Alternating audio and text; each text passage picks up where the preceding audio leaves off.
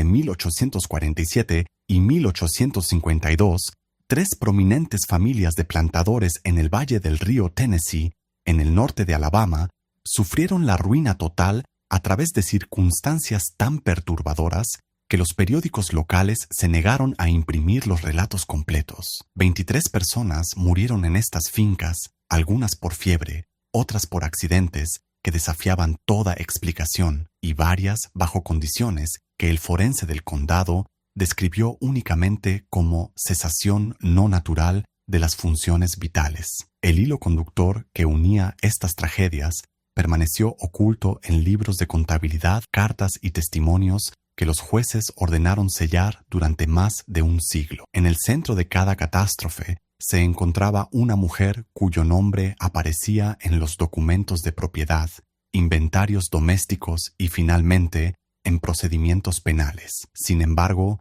su verdadera historia fue deliberadamente ocultada por familias desesperadas por proteger sus reputaciones y un sistema legal que no estaba dispuesto a enfrentar lo que su existencia revelaba sobre los cimientos de la sociedad sureña. Antes de continuar con la historia de Rachel, una mujer cuya inteligencia y determinación expondrían las contradicciones más oscuras de la Alabama prebélica, quiero invitarte a unirte a nuestra comunidad de buscadores de la verdad. Suscríbete a Liturgy of Fear y presiona la campana de notificaciones para que nunca te pierdas estos capítulos ocultos de la historia estadounidense. Y por favor, deja un comentario diciéndonos desde qué estado o ciudad nos estás escuchando. Nos encanta saber dónde se conecta nuestra audiencia con estas historias olvidadas. Ahora, descubramos qué sucedió realmente en aquellas casas de plantación a lo largo del río, lo que comenzó como una transacción rutinaria de bienes raíces en la primavera de 1847, pondría en marcha una secuencia de eventos que 3 familias intentaron desesperadamente detener, incluso mientras se encontraban impotentes contra fuerzas que ellas mismas habían creado. El condado de Limestone, en el norte de Alabama, había prosperado durante la década de 1840 gracias al cultivo del algodón con el río Tennessee proporcionando un transporte conveniente a los mercados de Nueva Orleans. 3 familias dominaban el paisaje social de los municipios del este del condado. La familia Rutledge poseía Fairmont, una plantación de 400 acres trabajada por 87 personas esclavizadas. Samuel Rutledge había llegado de Carolina del Sur en 1838 con dinero familiar y conexiones con la legislatura estatal. Su esposa Catherine provenía de Virginia con pretensiones de aristocracia. Su hogar incluía 3 hijos, 2 hijos en la universidad y una hija, Lydia, de 19 años, que atraía la atención de los hijos de los plantadores vecinos. 5 millas río arriba, James Halfhill mantenía Riverside, un establecimiento ligeramente más pequeño, pero más moderno. Tenía 43 años, servía como magistrado del condado y tenía ambiciones políticas que requerían un manejo cuidadoso de su reputación. Su esposa, Margaret, era 10 años más joven y tenían 4 hijos. La tercera familia, los Crenshaw, en Oak Ridge, operaba con menos pretensiones, pero con mayor eficiencia. Daniel Crenshaw, un viudo de 51 años, dirigía sus 800 acres con meticulosa atención a los márgenes de beneficio. Sus 3 hijos ya eran mayores y su hogar se centraba por completo en la producción agrícola. En abril de 1847, Samuel Rutledge viajó a Mobile y se detuvo en una venta de bienes raíces. Entre los artículos que se liquidaban había 37 personas esclavizadas. Una llamó su atención, una mujer listada como Rachel, de aproximadamente 24 años, descrita como entrenada para la caza, letrada, diestra en la costura y la música, fluida en francés e inglés. El listado señalaba que su venta era por decreto especial e incluía una estipulación inusual de que el comprador debía llevarla al menos a 100 millas de Mobile. El precio era notablemente bajo, $400, cuando las sirvientas de casa calificadas generalmente alcanzaban los $1,200 o más. El interés de Rutledge era práctico. Su esposa necesitaba a alguien capaz de entrenar a su hija en habilidades sociales. Una sirvienta educada que hablara francés satisfaría esa necesidad mientras servía como símbolo de estatus. El bajo precio y el requisito de distancia sugerían complicaciones, pero el agente de la subasta le aseguró que era simplemente un tecnicismo de la herencia. Rutledge compró a Rachel y organizó su transporte al condado de Limestone. Cuando llegó a Fairmont, 3 semanas después, Catherine expresó satisfacción. Rachel era alta, de piel morena clara y se comportaba con una compostura inusual. Hablaba con la deferencia apropiada y demostró una competencia inmediata. Catherine la asignó a trabajar con Lydia, enseñándole conversación en francés y refinamiento en la costura. Durante 6 semanas, todo transcurrió sin problemas. Rachel demostró ser exactamente como se anunciaba, callada, eficiente, notablemente hábil en el manejo de la dinámica del hogar. Pero en junio aparecieron cambios. Lydia Rutledge comenzó a pasar un tiempo excesivo con Rachel, a menudo susurrando y guardando silencio cuando otros se acercaban. La atmósfera de la casa cambió sutilmente. Las conversaciones se volvieron forzadas. Los sirvientes parecían tensos. Lo que nadie sabía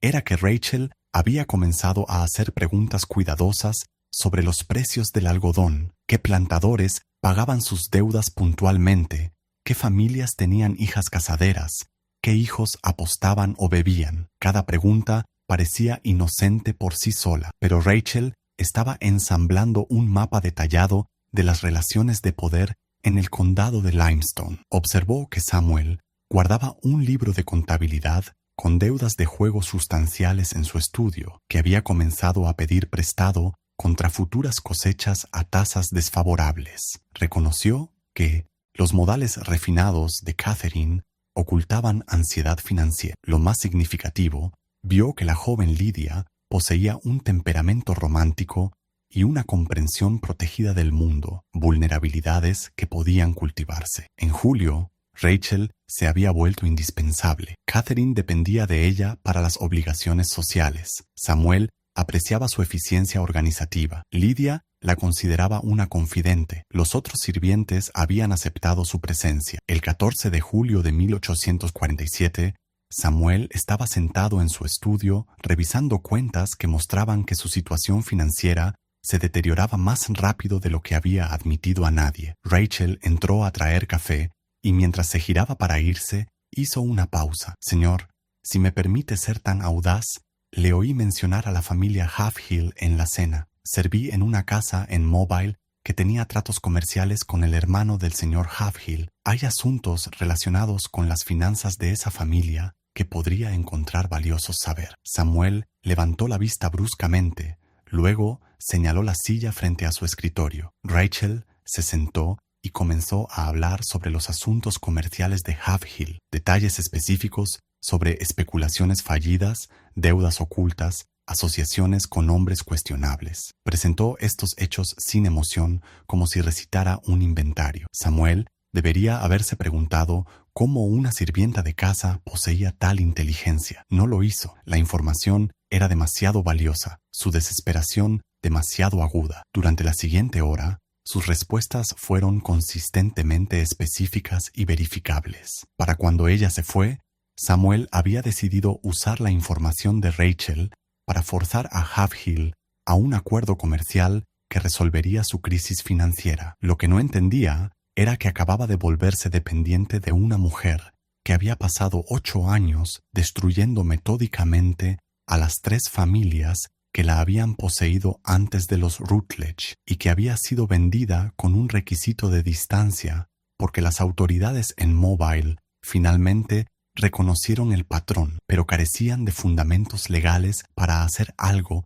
excepto forzar su traslado. La tormenta que estalló sobre Fairmont esa noche partió por la mitad el roble cerca de la casa principal. El 14 de julio de 1847 marcó el comienzo de una secuencia de tragedias que eventualmente requeriría la intervención de la legislatura estatal y crearía precedentes legales sobre el enjuiciamiento de personas esclavizadas por crímenes que la ley existente apenas podía conceptualizar. Samuel Rutledge inició su plan con la confianza nacida de la desesperación. El 22 de julio visitó a Halfhill con el pretexto de discutir inversiones en equipos. Después de las formalidades, Rutledge mencionó rumores perturbadores sobre especulaciones de tierras que Halfhill había emprendido en 1845, incluyendo detalles específicos que dejaban claro que su conocimiento era preciso. Las manos de Halfhill se apretaron en su silla. La información era precisa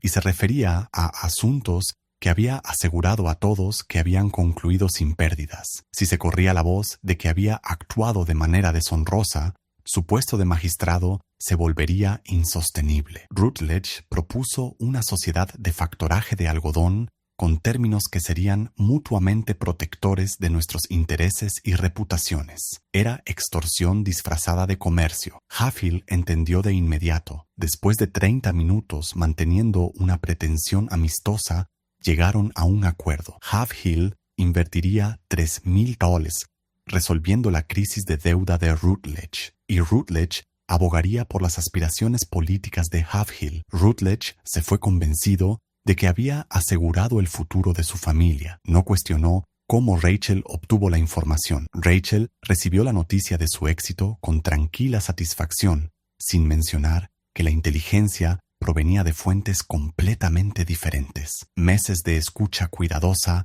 entre personas esclavizadas que se movían entre plantaciones, llevando noticias que las familias blancas nunca imaginaron que llegaban más allá de sus hogares. Los otros sirvientes notaron la posición elevada de Rachel. La cocinera, Bess, observaba con inquietud. «Esa mujer no está bien», les dijo a los demás. «He visto esto antes, allá en Mobile. Tenía un primo que trabajaba para una familia francesa allí. Me habló de una mujer como ella. Dijo que 3 familias se desmoronaron. La gente murió y nadie pudo probar nada». Los demás desestimaron las preocupaciones de Bess. Rachel no había hecho nada malo, simplemente se había ganado la confianza de Lam. Lo que no sabían era que Rachel había comenzado la segunda fase, involucrando a la joven Lydia Rutledge. A lo largo de agosto, Rachel continuó las lecciones con Lydia, pero sutilmente introdujo nuevos temas. Habló sobre las limitaciones impuestas a las mujeres en la sociedad sureña, sobre las injusticias de un sistema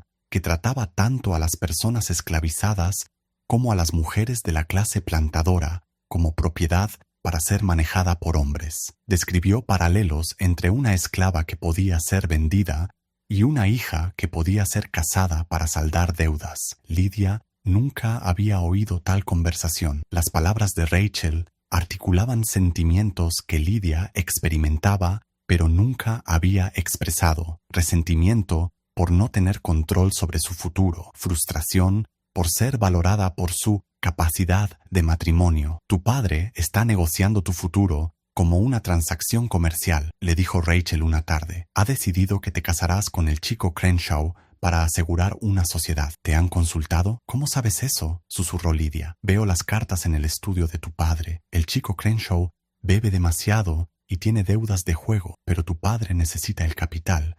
Así que tus preferencias no importan». Esto no era del todo exacto. No existían acuerdos firmes, pero Rachel presentó la especulación como un hecho, sabiendo que Lydia no podía distinguirlos. «No amo a Thomas Crenshaw», dijo Lydia. «El amor no es una consideración en estos arreglos. Eres inventario, señorita Lydia. Inventario valioso, pero inventario al fin y al cabo. En ese sentido, no somos tan diferentes, tú y yo». Durante las siguientes semanas, Rachel construyó el sentido de injusticia de Lydia, mientras le ofrecía una comprensión compasiva. La animó a llevar un diario. Sugirió que Lydia tenía derechos que trascendían la autoridad de su padre. Pintó cuadros de mujeres tomando sus propias decisiones. Lo que Rachel estaba haciendo era crear una justificación ideológica para la rebelión, preparando el terreno para acciones que destrozarían a la familia Rutledge. Para septiembre, el acuerdo de Samuel con Halfhill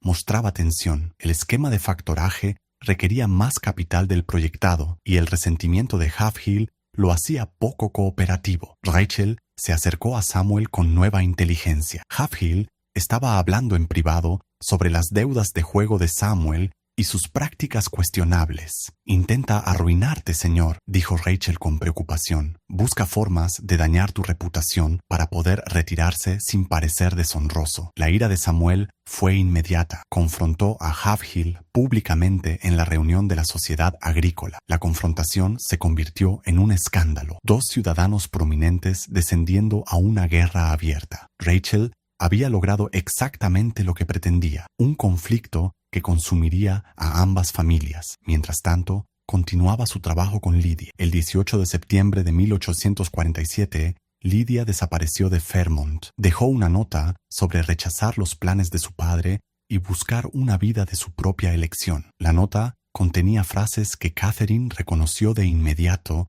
como ajenas a la voz de Lydia. Lenguaje sobre derechos naturales y autonomía femenina. La plantación estalló en caos. Samuel organizó búsquedas. Catherine colapsó con agotamiento nervioso. Todas las personas esclavizadas fueron interrogadas, algunas golpeadas. Rachel expresó la conmoción y el dolor apropiados, alegando no saber nada de los planes de Lydia. Parecía genuinamente angustiada, llorando de manera convincente. La búsqueda continuó durante 3 semanas. Aparecieron avisos en los periódicos. Se ofrecieron recompensas. Halfhill difundió rumores de que la mala gestión doméstica de Rutledge había permitido que su hija fuera corrompida por ideas peligrosas. La verdad era más oscura. Lydia no se había ido enteramente por su propia voluntad. Rachel había pasado meses preparándola psicológicamente, luego organizó su partida a través de contactos en la red clandestina de negros libres y esclavos fugitivos. Lydia creía que estaba afirmando su independencia. En realidad, había sido manipulada para realizar una acción que destruiría la posición de su familia mientras lograba el objetivo de Rachel, un caos que cegaría a los Rutledge ante desarrollos más amplios, porque mientras buscaban desesperadamente, Rachel había comenzado a cultivar su próximo objetivo. Había conocido a Daniel Crenshaw en un evento social de agosto y lo había impresionado con su inteligencia y porte. Crenshaw, cuya casa carecía de presencia femenina, se sintió atraído por adquirir una sirvienta con las habilidades de Rachel. A finales de septiembre, se acercó a Samuel con una oferta para comprarla. Samuel, desesperado por capital para financiar la búsqueda y cada vez más paranoico, aceptó la venta. Rachel fue transferida a Oak Ridge por $900, más del doble de lo que Samuel pagó, representando una ganancia significativa cuando necesitaba fondos desesperadamente. Rachel partió de Fairmont el 3 de octubre de 1847. Detrás de ella, dejó una familia en ruinas. Lydia desaparecida, los arreglos de Samuel colapsando, la salud de Catherine rota, la reputación de la casa destruida. Bess se paró en la puerta de la cocina e hizo la señal contra el mal. «Que el Señor tenga piedad de la familia Crenshaw», susurró. «Esa mujer lleva la destrucción como una plaga». No estaba equivocada. Rachel ya había comenzado su trabajo en Oak Ridge y Daniel Crenshaw, que se enorgullecía de su sentido práctico y su inmunidad a la manipulación femenina, no tenía idea de que acababa de comprar el instrumento de su propia destrucción. Las lluvias de octubre llegaron temprano ese año, aislando las plantaciones unas de otras. En ese aislamiento, Rachel se instaló en su nuevo hogar y comenzó a observar a la familia Crenshaw con la misma atención clínica que había aplicado a los Rutledge. Había destruido a una familia, quedaban 2 más, y la fase más devastadora aún no había comenzado. Oak Ridge, de Daniel Crenshaw, operaba con austera eficiencia. Desde la muerte de su esposa en 1842, había eliminado las pretensiones sociales y se había centrado en la producción agrícola y el beneficio. Sus 3 hijos, Margaret, 23, William, 21 y Samuel, 19, habían sido criados con énfasis en habilidades prácticas y perspicacia para los negocios. Rachel reconoció de inmediato que Oak Ridge presentaba desafíos diferentes. A Daniel no se le manipulaba fácilmente con logros refinados o encanto femenino. Valoraba la competencia práctica. Sus hijos, particularmente Margaret, eran mejor educados y más observadores que Lydia Rutledge. Rachel se adaptó. Se volvió indispensable a través de una eficiencia silenciosa en lugar de una habilidad conspicua. Manejaba las cuentas con meticulosa precisión, identificaba reducciones de gastos, demostraba comprensión de la economía agrícola. En cuestión de semanas, Daniel se encontró consultándola sobre asuntos más allá de la gestión del hogar, rotación de cultivos, tendencias del mercado del algodón, compra de equipos. Esto preocupaba a Margaret, que había manejado la casa desde la muerte de su madre y resentía ser desplazada por una nueva sirvienta. Margaret era inteligente y práctica como su padre, pero también poseía algo que otros carecían: sospecha de la competencia demasiado perfecta de Rachel. «Padre, ¿no te parece extraño?», dijo Margaret una noche de noviembre, «que esta mujer posea una educación que excede con creces lo que uno esperaría de alguien vendido a un precio tan bajo?» La catástrofe de los Rutledge comenzó poco después de que la adquirieran. Quizás sea una coincidencia, pero quizás no. Daniel desestimó las preocupaciones de su hija. La catástrofe de los Rutledge fue el resultado de las malas prácticas comerciales de Samuel. Rachel no ha sido más que un activo. No voy a caer en histerias femeninas sobre coincidencias. Margaret no dijo nada más, pero comenzó a observar a Rachel de cerca. Notó pequeñas cosas, cómo los ojos de Rachel seguían las conversaciones, las sutiles preguntas que hacía a los trabajadores del campo, la cuidadosa atención a la correspondencia y a los visitantes. Margaret no podía identificar nada específicamente incorrecto, pero desarrolló la creciente convicción de que Rachel estaba estudiando a la familia con fines que no tenían nada que ver con la gestión del hogar. Lo que Margaret no podía saber era que la estrategia de Rachel para esta familia requería más paciencia y técnicas diferentes. Daniel no podía ser manipulado a través de inseguridades sociales porque no tenía ninguna. Sus hijos no podían ser doblegados a través de la vulnerabilidad emocional porque habían sido criados para valorar la razón sobre el sentimiento. Rachel necesitaba identificar debilidades genuinas, no crearlas. Encontró lo que necesitaba a principios de diciembre en los registros financieros de la plantación. Daniel había estado pidiendo prestado pequeñas cantidades regularmente, no grandes sumas, pero patrones que sugerían una presión financiera continua a pesar de la aparente rentabilidad. Estaba pagando intereses a tasas que se volverían insostenibles en 2 años. Rachel reconoció el patrón. Crenshaw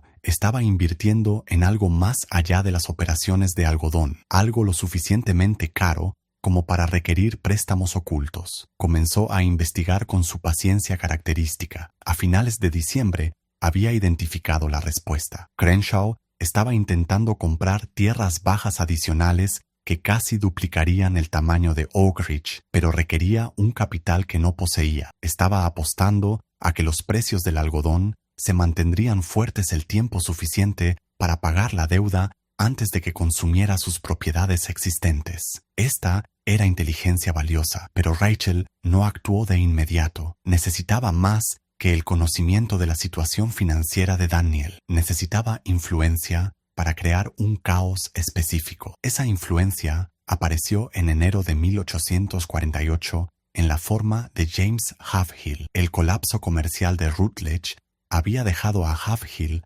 expuesto a sus propios acreedores. La sociedad forzada había fracasado espectacularmente y Halfhill necesitaba nuevo capital. Sabía que Daniel Crenshaw era el plantador financieramente más estable del condado y a mediados de enero se acercó con una propuesta de sociedad de factoraje. Rachel estaba presente cuando Halfhill visitó, sirviendo refrescos y pareciendo distraída, pero escuchó atentamente y lo que oyó le dio exactamente lo que necesitaba. Halfhill estaba lo suficientemente desesperado como para ofrecer términos extremadamente favorables y Crenshaw lo estaba considerando porque le proporcionaría flujo de capital para la compra de tierras sin revelar su sobreextensión. Después de que Halfhill se fuera, Rachel encontró la oportunidad de hablar en privado con Daniel. Expresó preocupación por la reputación de Halfhill. «Señor, no pretendo entrometerme,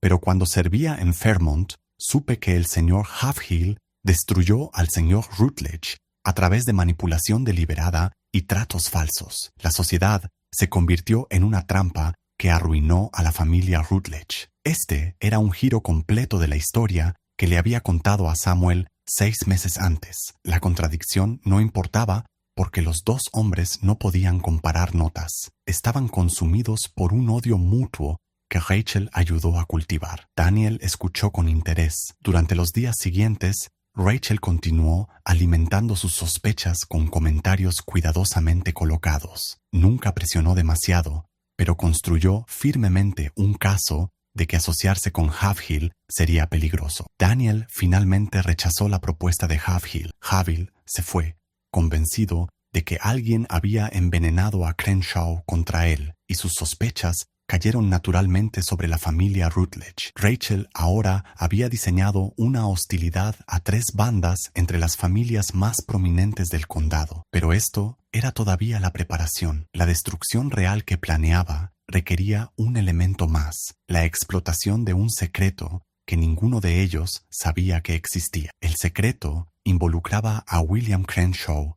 y una relación que había estado ocultando durante más de un año. William había formado un apego con Anna Pritchard, hija de un tendero de Athens, muy por debajo de la estación social que Daniel esperaba para el matrimonio de su hijo. William planeaba presentar la situación como un hecho consumado después de casarse discretamente con la chica. Rachel se enteró de esto a través de su red entre las personas esclavizadas que se movían entre la ciudad y el campo. A mediados de febrero, poseía inteligencia completa, horarios de reunión, contenido de las cartas, planes para una boda en marzo. El 19 de febrero, Rachel se las arregló para que Daniel descubriera el secreto de su hijo de la manera más dañina. Se aseguró de que una carta de Anna a William fuera entregada cuando Daniel estaba presente y William no. Se aseguró de que Daniel viera la carta, no a través de una acción obvia, sino creando circunstancias que hicieran que el descubrimiento pareciera accidental. La ira de Daniel fue inmediata y total. Esa noche,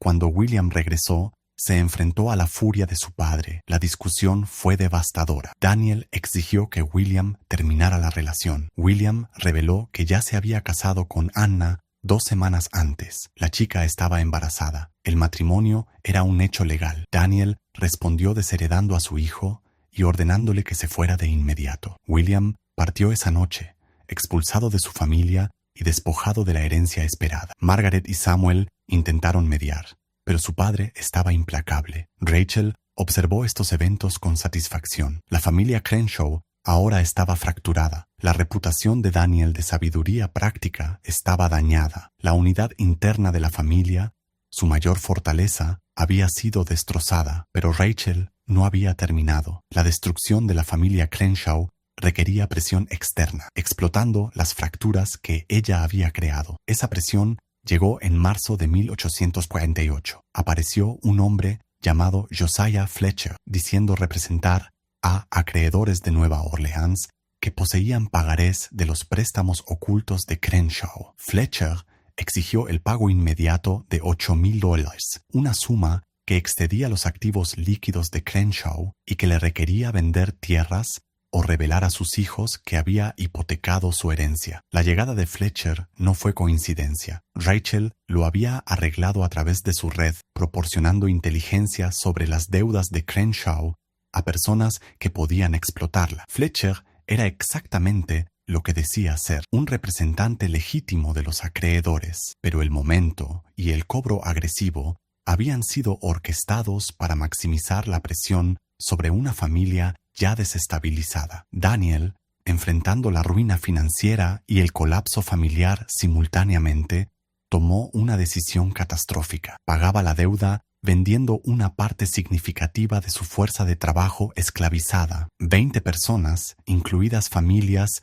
que habían trabajado en Oak Ridge durante más de una década. La venta tuvo lugar el 28 de marzo de 1848, realizada rápidamente sin tener en cuenta el mantenimiento de las familias unidas. La comunidad esclavizada vio cómo las familias eran destrozadas, padres separados de sus hijos. Rachel observó sin emoción visible. Ella había causado esto deliberadamente, con pleno conocimiento del costo humano. 20 vidas destruidas para servir a su propósito mayor, el desmantelamiento completo de la posición de la familia Crenshaw. Margaret estuvo presente en la subasta y por primera vez vio el rostro de Rachel flaquear momentáneamente. No emoción, sino cálculo. Margaret reconoció que Rachel había orquestado todo: la expulsión de su hermano, la crisis financiera de su padre, la brutal subasta. Esa noche, Margaret confrontó a Rachel directamente. Tú hiciste esto, los problemas de mi padre, la exposición de Nitmos. William, todo, lo arreglaste de alguna manera. Rachel la miró sin pestañear. Señorita Margaret, soy un pedazo de propiedad. No tengo poder para arreglar nada. Los problemas de su familia provienen de las decisiones de su padre y los engaños de su hermano. Eres una mentirosa y una manipuladora, dijo Margaret. Probaré lo que has hecho, y cuando lo haga, te colgarán por ello. Rachel sonrió brevemente. Para probar eso, señorita Margaret, tendría que reconocer que una mujer esclavizada superó en ingenio a 3 prominentes familias de plantadores. Tendría que admitir que su padre fue manipulado por su propiedad. Tendría que revelar a todo el condado que fueron destruidos por una mujer que usted afirma que no tiene poder. ¿Realmente cree que su orgullo permitiría tal admisión? Margaret no tuvo respuesta porque Rachel tenía razón. Exponer el papel de Rachel requeriría admitir una humillación peor que la propia destrucción. Margaret se fue sabiendo la verdad, pero impotente para actuar. Rachel permaneció en Oak Ridge, su posición más segura, porque Daniel, desesperado por mantener alguna ilusión de control, había llegado a depender de su competencia, incluso mientras ella diseñaba su destrucción. Para abril de 1848, el patrón se estaba volviendo visible. 3 familias habían sufrido reveses catastróficos en cuestión de meses. Todas tenían conexiones comerciales que se volvieron venenosas, y todas habían empleado en algún momento a una mujer llamada Rachel,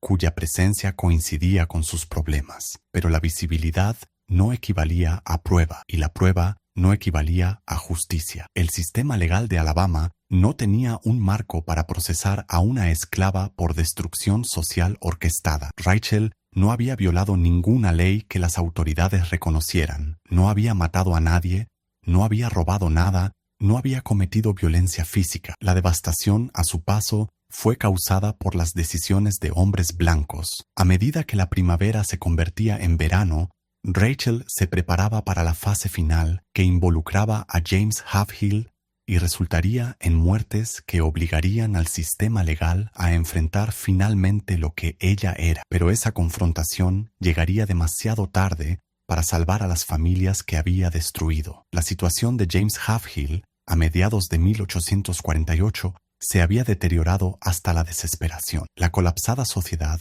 con Rutledge, seguida por el rechazo de Crenshaw, lo dejó financieramente expuesto. Riverside apenas funcionaba. Necesitaba capital rápidamente antes de que los susurros se convirtieran en conocimiento común, completando su ruina. En junio, Edmund Fairbanks, un factor de algodón de Mobile, expresó interés en formar sociedades con plantadores locales. Halfhill vio la salvación. Fairbanks tenía capital y conexiones con el mercado europeo. Una sociedad resolvería su crisis y potencialmente restauraría su reputación. Las negociaciones procedieron bien y, a principios de julio, habían llegado a un acuerdo preliminar. Durante la visita de Fairbanks, Halfhill mencionó que necesitaba una gestión doméstica capaz. Fairbanks sugirió que la oficina de su factor podría ayudar a localizar sirvientes adecuados. Mientras discutían esto, surgió el nombre de Crenshaw. Crenshaw tiene una sirvienta inusual,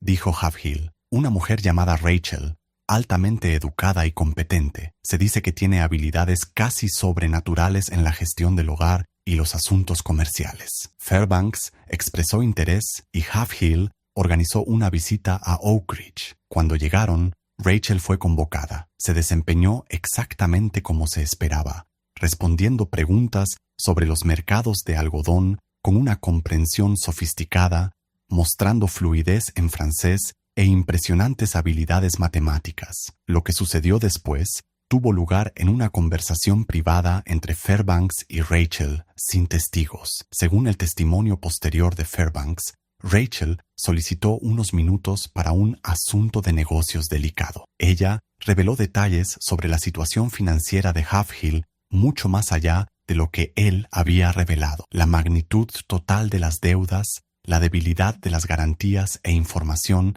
que sugería que había defraudado sistemáticamente a socios anteriores. Habló como un abogado presentando un caso. Fairbanks dijo más tarde a los investigadores: tenía hechos específicos, fechas, cantidades. Me dijo que Halfhill estaba tratando de atraparme en una sociedad, haciéndome responsable de sus deudas mientras él extraía mi capital. Dijo que me estaba diciendo esto porque reconocía que yo era un hombre de negocios honesto que estaba siendo engañado. Fairbanks, conmocionado, exigió a Halfhill que proporcionara documentación que refutara las afirmaciones de Rachel. Halfhill no pudo porque las afirmaciones, aunque exageradas, estaban arraigadas en suficiente verdad como para que una refutación completa fuera imposible. La sociedad colapsó de inmediato. Pronto se corrió la voz de que James Halfhill era un hombre a evitar. La ira de Halfhill, cuando supo que Rachel saboteó su última oportunidad,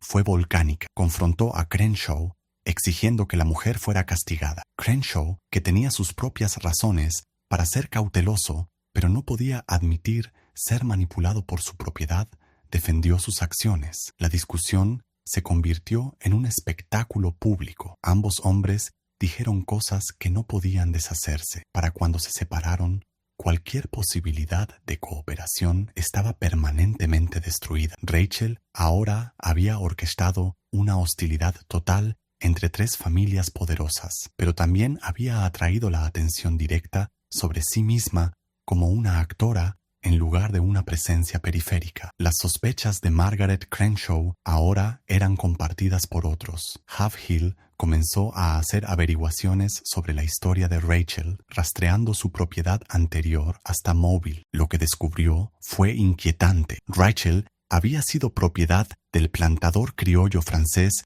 Louis Delacroix, pero las circunstancias de esa propiedad estaban envueltas en rumores y procedimientos legales sellados. Halfhill se enteró de que la familia de Delacroix había sido destruida por fracasos comerciales y tragedias personales entre 1843 y 1846. Antes de Delacroix, Rachel había sido propiedad de la familia de comerciantes Beaumont, que también sufrió pérdidas catastróficas. Antes de los Beaumont, los registros mostraban la propiedad de la familia de plantadores Robichaud en el sur de Luisiana, arruinada por eventos a principios de la década de 1840. El patrón era claro: cada familia que poseía a Rachel sufría una destrucción completa en un plazo de 2 a 3 años. Halfhill llevó esto al sheriff del condado, Thomas Yarborough, exigiendo una investigación. Yarborough escuchó y se sintió preocupado,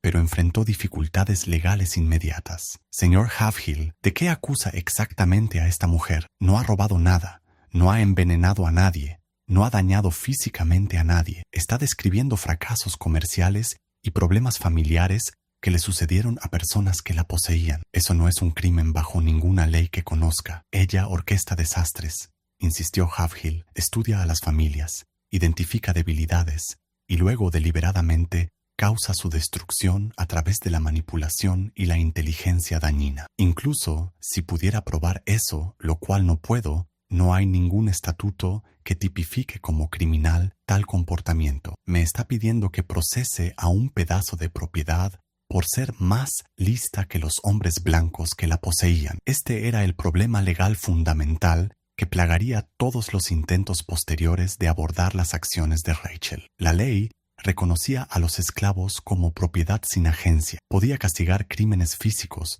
pero no tenía un marco para abordar la manipulación psicológica sofisticada. Frustrado, Halfhill adoptó un enfoque diferente. En agosto de 1848, ofreció comprar a Rachel de Crenshaw por $2,500, una suma sustancial que indicaba su obsesión por controlarla o destruirla. Crenshaw se negó. Halfhill luego intentó que Rachel fuera confiscada por la fuerza, alegando que era propiedad peligrosa que amenazaba la seguridad pública. Presentó una petición firmada por él y varios plantadores solicitando que el tribunal ordenara la expulsión de Rachel del condado de Limestone. El juez Horace Peyton la revisó y la denegó alegando que no se podían documentar crímenes o amenazas específicas. «Caballeros», dijo el juez Peyton, «esencialmente me están pidiendo que destierre a una esclava porque es inteligente y porque las familias que la poseían tomaron malas decisiones comerciales. Si la inteligencia en los esclavos es motivo de expulsión, necesitaríamos desterrar a la mitad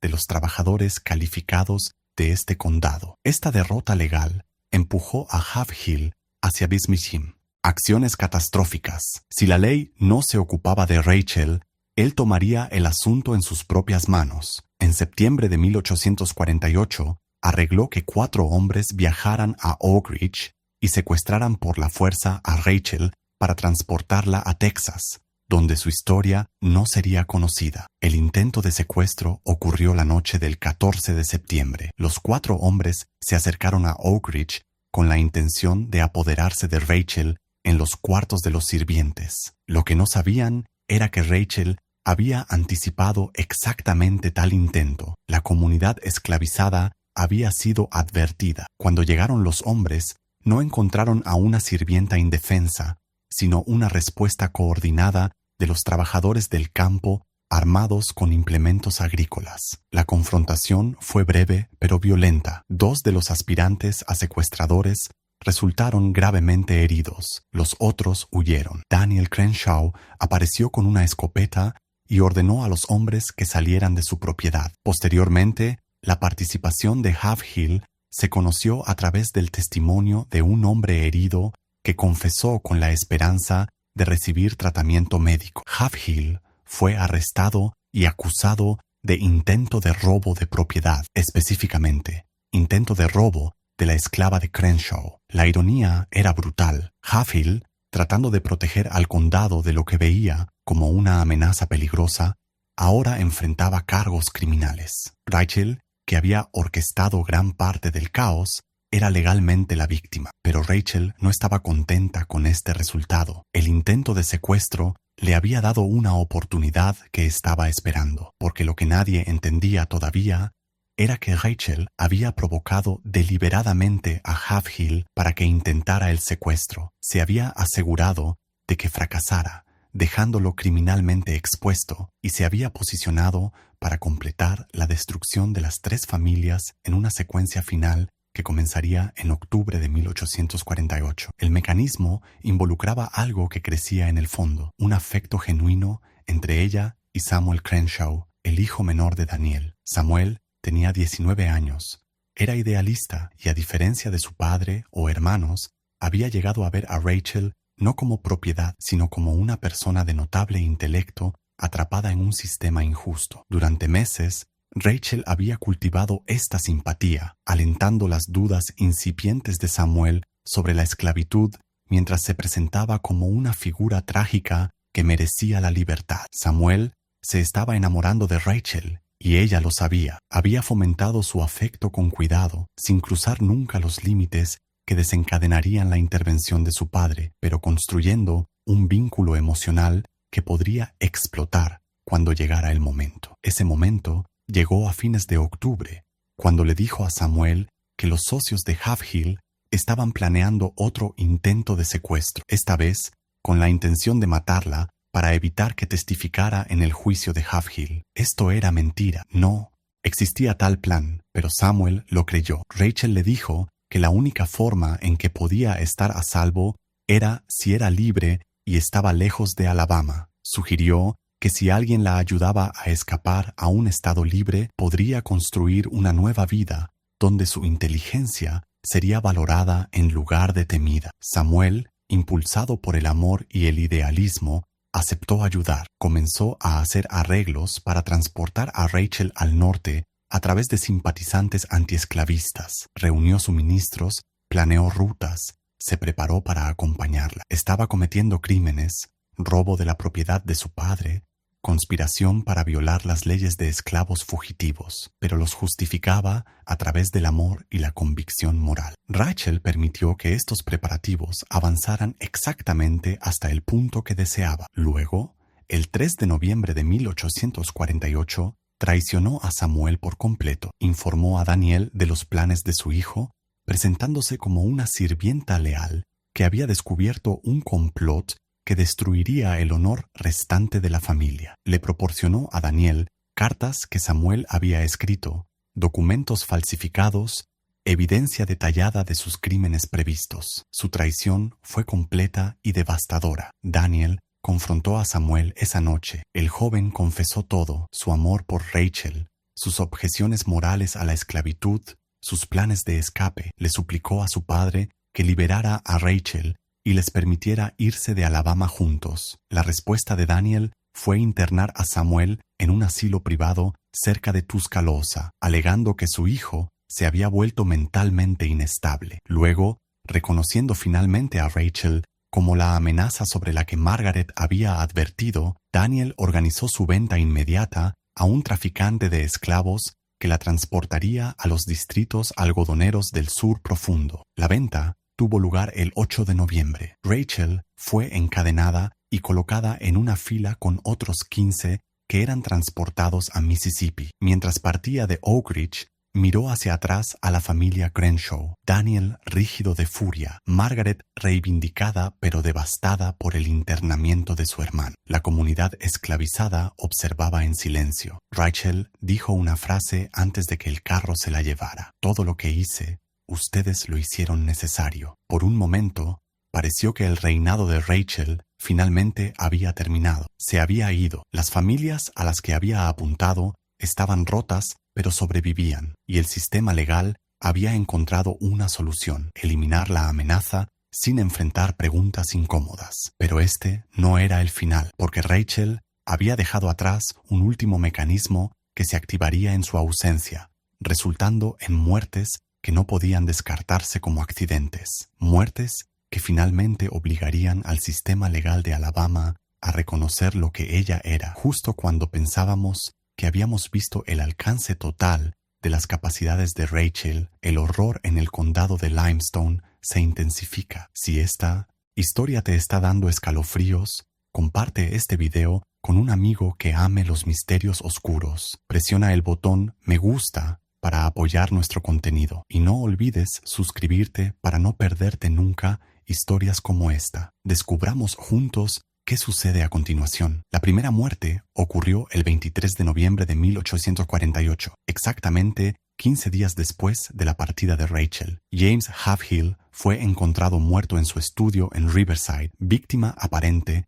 de un disparo autoinfligido. Las circunstancias sugerían suicidio. Halfhill estaba solo cuando se disparó el arma. El arma era su propia pistola y había dejado una nota expresando desesperación por su inminente juicio y colapso financiero. Margaret Halfhill cuestionó de inmediato la explicación del suicidio. Insistió en que James nunca se habría quitado la vida. Señaló que había estado trabajando en estrategias de defensa legal y había expresado confianza en una absolución días antes. La ubicación de la herida, un disparo en la sien derecha de un hombre zurdo, le pareció sospechosa. Lo más significativo es que faltaban varios documentos financieros de su estudio, incluidos papeles que potencialmente probaban sus afirmaciones sobre las prácticas comerciales de Crenshaw. El sheriff Yarborough investigó, pero no encontró evidencia de la participación de otro. La casa había estado cerrada desde adentro. No se veía entrada forzada. Ningún testigo informó que alguien se acercara a Riverside esa noche. Yarborough dictaminó la muerte como suicidio y cerró la investigación, expresando en privado alivio de que un caso difícil se resolviera sin un juicio público que avergonzara a múltiples familias. Margaret Halfhill se negó a aceptarlo. Contrató a un investigador privado de Huntsville, el ex agente de Pinkerton Abraham Cornwall, y le ordenó que examinara no solo la muerte de su esposo, sino todo el patrón de desastres que afligían a las tres familias. Cornwall fue metódico, entrevistó a sirvientes de todas las casas revisó registros comerciales, rastreó la historia de Rachel hasta Luisiana, construyó una línea de tiempo que mostraba claramente su presencia en el centro de cada catástrofe. El informe de Cornwall de diciembre fue condenatorio en sus conclusiones, pero frustrante en sus implicaciones legales. La mujer llamada Rachel ha destruido sistemáticamente a las familias Robichaud, Beaumont, Delacroix, Rutledge y Crenshaw a través de la manipulación psicológica, la provisión estratégica de inteligencia dañina y la explotación deliberada de vulnerabilidades. Sin embargo, no ha cometido ningún acto que la ley de Alabama reconozca como delito. Ha proporcionado consejos libremente aceptados por hombres blancos que actuaban bajo su propia autoridad. Ha revelado información que ya era verdadera, no fabricada. En resumen, ha operado enteramente dentro del estrecho rango de agencia que la ley permite a las personas esclavizadas, mientras usaba esa agencia con una efectividad devastadora. Con respecto a la muerte de Halfhill, Cornwall llegó a una conclusión inquietante. Si bien no puedo probar el asesinato, las circunstancias sugieren una planificación cuidadosa por parte de alguien íntimamente familiarizado con los hábitos de Halfhill, el diseño de Riverside y el momento necesario para hacer que el asesinato pareciera un suicidio. Que Rachel no estuviera físicamente presente es irrelevante si ella arregló que otra parte actuara o si puso en marcha presiones psicológicas que llevaron a Halfhill a quitarse la vida. Margaret Halfhill llevó el informe de Cornwall al juez Peaton, exigiendo acción. El juez estuvo de acuerdo en que Rachel representaba una amenaza única, pero seguía obstaculizado por las limitaciones legales. Señora Halfhill, incluso aceptando cada conclusión de este informe, ¿qué cargo presentaría? Ella estaba en Mississippi cuando su esposo murió. Necesitaría evidencia de comunicaciones específicas planeando el acto. La ley no tiene categoría para lo que esta mujer ha hecho. Mientras Margaret Halfhill libraba su batalla legal, la familia Crenshaw luchaba con su crisis. Samuel permanecía confinado en el asilo, donde los médicos informaron que se había vuelto retraído e incomunicativo. Daniel lo visitó una vez en diciembre y se perturbó al encontrar a su hijo aparentemente roto, sentado en silencio, respondiendo con palabras sueltas sin mostrar interés en nada. Margaret Crenshaw, que había advertido a su padre desde el principio, observaba la desintegración de su familia con amarga vindicación. Se unió a Margaret Halfhill para solicitar a la legislatura estatal que creara nuevos estatutos que abordaran los crímenes de manipulación psicológica por parte de personas esclavizadas. La petición obtuvo cierto apoyo, pero encontró una oposición significativa de los plantadores que reconocían las peligrosas implicaciones. Si la ley reconocía que las personas esclavizadas podían cometer crímenes a través de la inteligencia en lugar de la acción física, implícitamente reconocía su agencia y racionalidad, cualidades que todo el sistema de esclavitud dependía de negar. Este debate estaba en curso cuando ocurrió la segunda muerte. El 17 de enero de 1849, Daniel Crenshaw fue encontrado muerto en la desmotadora de algodón en Oakridge. La maquinaria aparentemente se había activado mientras él estaba dentro realizando mantenimiento, aplastándolo. La muerte fue declarada accidental, pero Margaret Crenshaw supo de inmediato que esto era un asesinato. Su padre había sido cuidadoso con la maquinaria toda su vida. La activación de la desmotadora requería una acción deliberada. Además, alguien había estado en Oakridge ese día, un antiguo trabajador de campo vendido meses antes, que había regresado afirmando entregar un mensaje del traficante que ahora poseía a Rachel. Margaret informó sus sospechas a Yarborough, quien investigó a Inonoenachar regañadientes. No encontró evidencia de manipulación. El antiguo trabajador de campo no pudo ser localizado. Desapareció inmediatamente después de entregar su mensaje. El traficante de Mississippi, contactado por telégrafo, negó haber enviado ningún mensajero y negó que Rachel hiciera tal arreglo. Yarborough cerró la investigación con visible frustración. Señorita Crenshaw, creo que su padre fue asesinado y creo que Rachel lo arregló de alguna manera. pero no puedo probarlo. La ley requiere evidencia, y todo lo que tengo es sospecha y un patrón que no explica nada en términos legales. Las dos Margarets ahora unieron fuerzas por completo, juntaron recursos y contrataron a Cornwall para realizar una investigación exhaustiva centrada en una pregunta: ¿dónde estaba Rachel? ¿Qué estaba haciendo? ¿Y podrían encontrar evidencia que la conectara definitivamente con los asesinatos? Cornwall viajó a Mississippi en febrero de 1849 y localizó la plantación donde supuestamente habían llevado a Rachel. Lo que descubrió fue inquietante. Rachel había estado en esa plantación exactamente 8 días. Luego fue vendida nuevamente a un traficante que se dirigía a Arkansas. Cornwall la rastreó a través de 3 transacciones más durante 4 meses, llegando siempre semanas después de que ella se hubiera ido. Finalmente, en marzo de 1849, Cornwall la encontró. Ahora era propiedad de un plantador en el este de Texas llamado Henry Dalton. Cornwall solicitó permiso para entrevistar a la mujer esclavizada para los procedimientos legales de Alabama. Dalton, intrigado, aceptó. La entrevista de Cornwall con Rachel duró 2 horas y fue una de las experiencias más inquietantes de su carrera. Respondió a todas las preguntas, escribió. Proporcionó relatos detallados de su tiempo con cada familia, explicó sus métodos con precisión clínica, cómo estudiaba cada hogar, identificaba vulnerabilidades, proporcionaba información calculada para crear conflictos y se posicionaba para maximizar el caos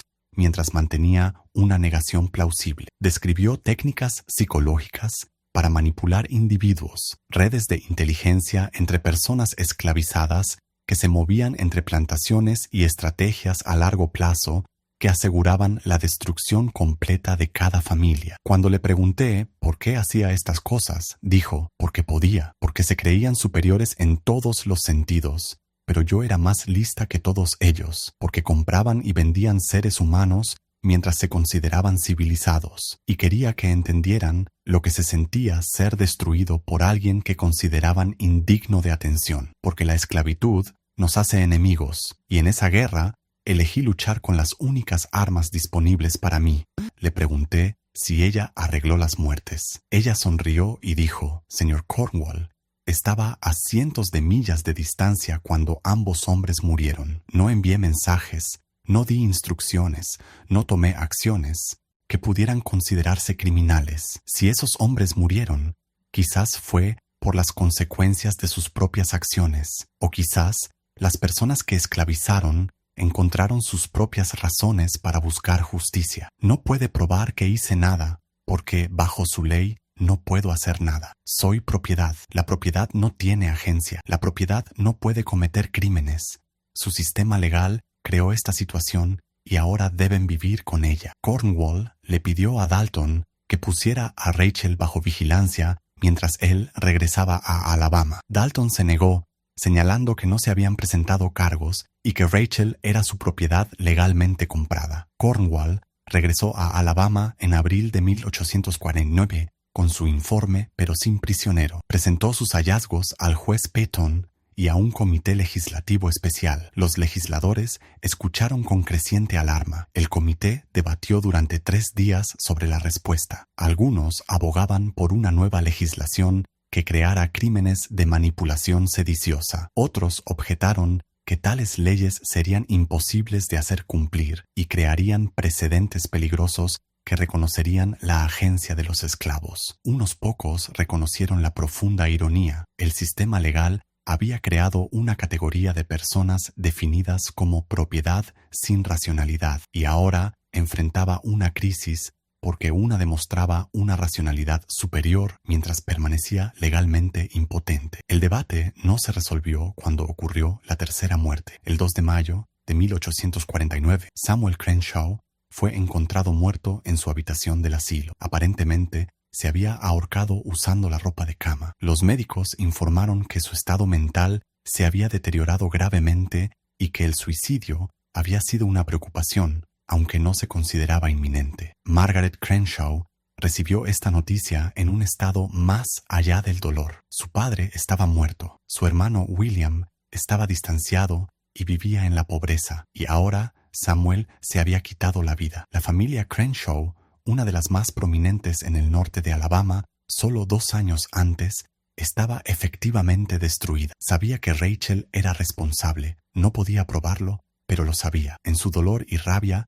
Margaret tomó una decisión. Iría a Texas ella misma, encontraría a Rachel y la mataría personalmente. Era justicia por mano propia, pero era el único recurso disponible. Margaret partió hacia Texas el 15 de mayo de 1849, llevando una pistola cargada y la determinación de poner fin al reinado de Rachel, incluso si eso significaba sacrificar su propia vida y libertad. Lo que no sabía era que Rachel ya no estaba en Texas. Había sido vendida nuevamente 2 semanas antes a un plantador en Luisiana, y el nuevo propietario estaba conectado a través de relaciones que ninguna de las familias de Alabama podía rastrear, con la familia criolla francesa original en Mobile que había poseído a Rachel antes de que comenzara su metódica destrucción de las familias de plantadores del sur. Margaret llegó al este de Texas a principios de junio, después de un difícil viaje de 3 semanas. Fue directamente a la plantación de Dalton, preparada para confrontar a Rachel. Lo que encontró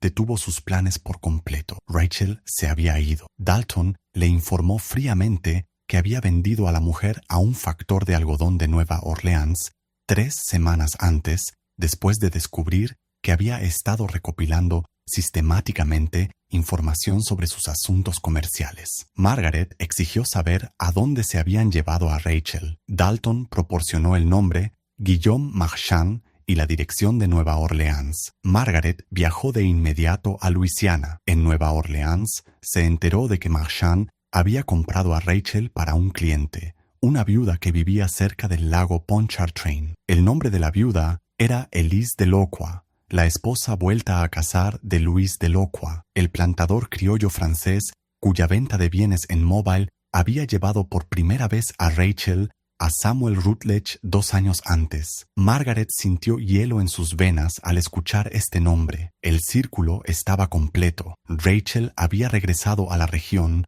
donde aparentemente comenzó su patrón, comprada por alguien conectado con sus primeros dueños conocidos. Viajó a la finca de Delacroix el 24 de junio, llegando sin previo aviso y exigiendo ver tanto a Elise Delacroix como a Rachel. La viuda la recibió en un salón con vistas al lago y después de una discusión aceptó convocar a Rachel. Cuando Rachel entró, Margaret vio algo inesperado, reconocimiento y tristeza en los ojos de la mujer. No miedo, no desafío, sino algo casi como arrepentimiento teñido de resignación. Señorita Crenshaw, dijo Rachel en voz baja, sabía que alguien eventualmente vendría. No sabía que sería usted. Lo que siguió fue una conversación que duró casi 3 horas. Elise permaneció presente todo el tiempo, y años más tarde, ambas mujeres proporcionarían testimonio sobre lo que se dijo. Margaret comenzó exigiendo saber por qué Rachel había destruido a su familia,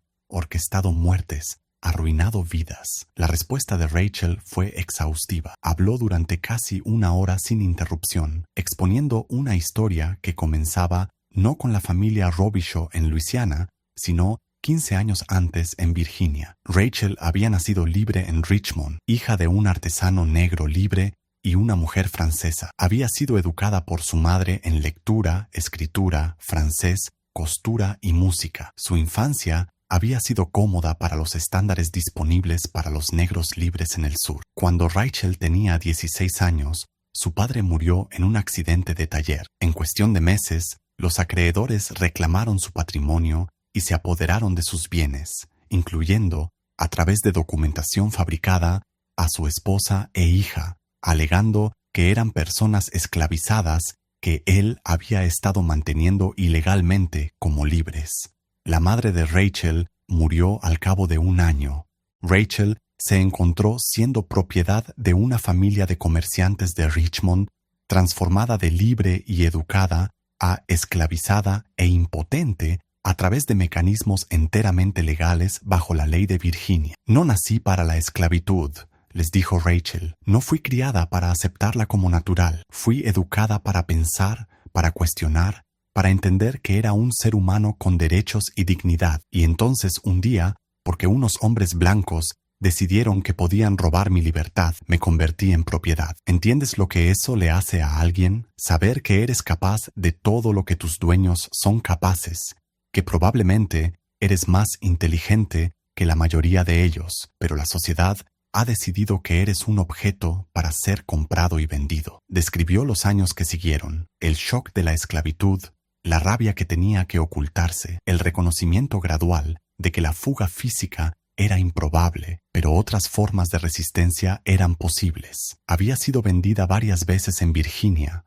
luego transportada a Luisiana en 1839. Cada venta le enseñó más sobre las familias de las plantaciones, sus vulnerabilidades, cómo sus vicios y miedos podían volverse contra ellos. Decidí que si no podía ser libre, al menos les haría pagar. Les demostraría que las personas que consideraban propiedad eran capaces de destruirlos por completo. Probaría que sus suposiciones de superioridad eran delirios y que su poder no provenía de un valor inherente, sino de estructuras legales que no podían protegerlos de alguien que entendía esas estructuras mejor que ellos. Describió sus métodos: observar a las familias durante meses, aprender secretos, identificar debilidades, mapear relaciones que sostenían su poder. Cultivaba fuentes de información entre otras personas esclavizadas, construyendo redes que se extendían a través de las plantaciones. Se posicionaba como indispensable a través de una competencia genuina, asegurando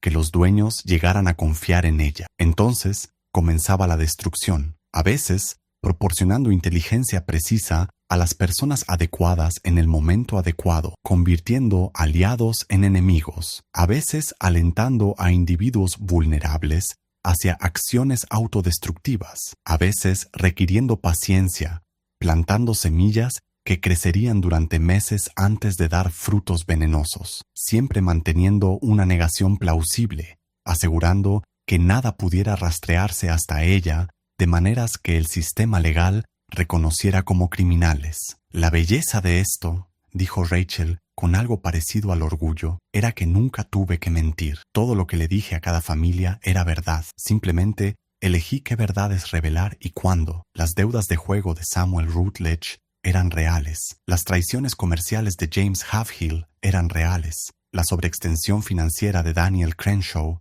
era real. Yo no creé sus debilidades. Simplemente las exploté con precisión estratégica. Margaret interrumpió, con la voz temblando, y las muertes.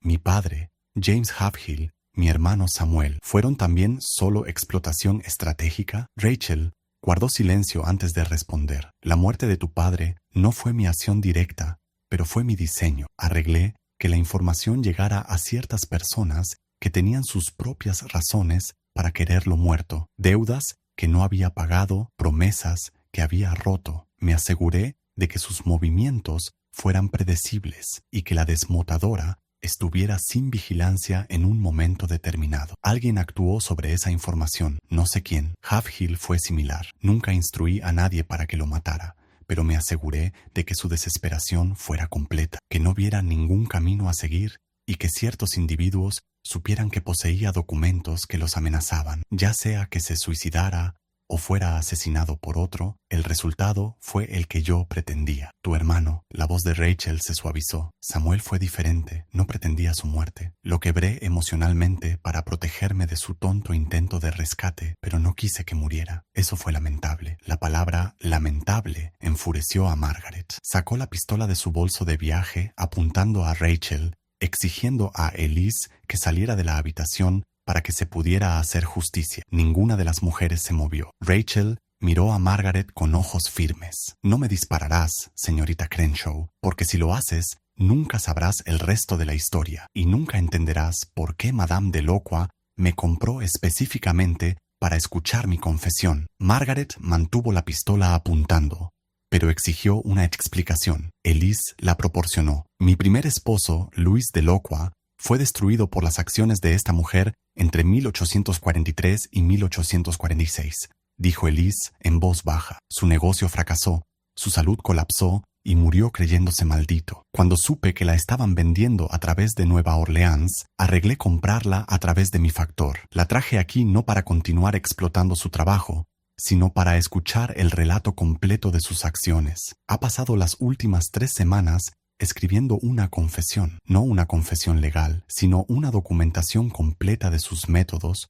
su filosofía y su justificación. Elise cruzó hacia un escritorio y recuperó unos papeles gruesos, quizás 80 páginas cubiertas con una letra pulcra. Este documento es extraordinario, señorita Crenshaw. Es un relato meticuloso de cómo una mujer esclavizada destruyó sistemáticamente a 6 prominentes familias sureñas durante una década. Es también una crítica devastadora de la esclavitud desde la perspectiva de alguien que experimentó tanto la libertad como la esclavitud, que posee una educación igual a la de cualquier erudito y que usó esos dones para librar una guerra contra el sistema que la esclavizó. Margaret bajó la pistola ligeramente. ¿Por qué querrías un documento así? Porque necesitaba entender, dijo. Elise, mi esposo no era cruel para los estándares de nuestra sociedad. Sin embargo, esta mujer lo destruyó. Necesitaba saber si se lo merecía, si había una lógica moral en su venganza o si simplemente era una destructora que disfrutaba causando dolor. ¿Y qué concluiste? Elise miró a Rachel. Concluí que la esclavitud crea mujeres como Rachel y luego actúa sorprendida cuando usan las únicas armas disponibles para ellas. Concluí que un sistema que reduce a seres humanos inteligentes a propiedad debe esperar que esos seres humanos resistan de cualquier forma que puedan. Concluí que la destrucción de mi esposo no fue una crueldad aleatoria, sino una guerra calculada por un enemigo que él nunca reconoció como lo suficientemente humano como para ser peligroso. Eso no excusa lo que hizo, dijo Margaret. No trae de vuelta a mi padre ni a mis hermanos. No, asintió Elise. Nada puede hacer eso, pero quizás entender pueda prevenir que se creen futuras Rachels. Rachel habló de nuevo. Señorita Crenshaw, vino aquí a matarme. No la detendré si lo elige, pero le pido que considere, si me mata, demuestra que el sistema funciona, que los blancos pueden destruir a los negros que los amenazan. Si me deja vivir, demuestra algo más perturbador, que no puede detener a alguien como yo, que sus sistemas legales son vulnerables a la inteligencia que se niegan a reconocer, y que la esclavitud contiene dentro de sí las semillas de su propia destrucción. Margaret se quedó con la pistola frente a la mujer que destruyó a su familia y reconoció que estaba enfrentando algo más grande que la venganza personal. Rachel no era solo una criminal individual, era una demostración de la inestabilidad fundamental en todo el orden social. Había demostrado que las personas esclavizadas podían ser más inteligentes que sus dueños, podían manipular a la supuestamente superior raza blanca, podían exigir una venganza que ninguna ley podía prevenir. Matarla no resolvería nada. El conocimiento que poseía, los métodos que había desarrollado, la confesión que había escrito, estos no morirían con ella, y habría otras Rachels, otras personas esclavizadas inteligentes, impulsadas a la resistencia por la insoportable contradicción de ser tratadas como propiedad mientras poseían toda la gama de capacidades humanas. Margaret bajó la pistola por completo. No te mataré, pero tampoco te dejaré sin castigo. Llevaré tu confesión a la legislatura de Alabama y a los periódicos de todo el sur. Me aseguraré de que todos los dueños de esclavos en Estados Unidos sepan lo que has hecho y cómo lo hiciste. Rachel la miró fijamente. Ese es su derecho, señorita Crenshaw, pero considere, si publicita mis métodos, también publicita mi humanidad, mi inteligencia y mi crítica moral al sistema que me esclavizó. Prueba que no somos los inocentes infantiles o los brutos salvajes que su sociedad afirma. Demuestra que somos plenamente humanos, capaces de pensamiento sofisticado y acción estratégica. Esa prueba puede ser más peligrosa para la esclavitud que cualquier violencia que yo pudiera cometer. La confrontación terminó allí. Margaret tomó la custodia de la confesión de Rachel. Rachel permaneció en la finca de Locua, su futuro incierto. Margaret regresó a Alabama con la confesión y comenzó el proceso de llevarla a la atención oficial. La legislatura de Alabama creó nuevos estatutos en 1850 que abordaban los crímenes cometidos por personas esclavizadas que involucraban manipulación psicológica. Pero estas leyes eran vagas, difíciles de hacer cumplir y en última instancia ineficaces. Reconocían el problema que Rachel representaba sin resolverlo, porque la contradicción fundamental permanecía: admitir que las personas esclavizadas podían cometer crímenes sofisticados requería reconocer su inteligencia y agencia, lo que socavaba toda la fundación ideológica de la esclavitud. La propia Rachel desapareció de los registros históricos después de 1850. Si permaneció con Elise, fue vendida nuevamente, escapó a la libertad o murió, nada se puede determinar a partir de los documentos disponibles. Se desvaneció en el anonimato de la población esclavizada. Su destino específico se desconoce, pero su impacto perduró. Para las familias que Rachel destruyó, ninguna resolución legal podía reparar el daño. Samuel Rutledge nunca se recuperó de su colapso y murió en 1853. Lydia fue finalmente localizada en Ohio en 1851, viviendo bajo un nombre falso y negándose a regresar a Alabama. Margaret Halfhill se volvió a casar en 1852 e intentó reconstruir su vida lejos del condado de Limestone. Margaret Crenshaw nunca se casó, dedicó los años restantes a administrar lo que quedaba de la finca y a una obsesión privada por documentar lo que Rachel había hecho. En 1867, después de que la guerra terminara con la esclavitud, Margaret escribió en su diario: «He pasado 18 años tratando de comprender a esa mujer. Ahora entiendo sus métodos y su motivación. Lo que no puedo reconciliar es que me encuentro casi admirándola, incluso mientras la odio por lo que le hizo a mi familia. Fue una enemiga de gran inteligencia y determinación, y ganó nuestra guerra por completo». Margaret murió en 1871.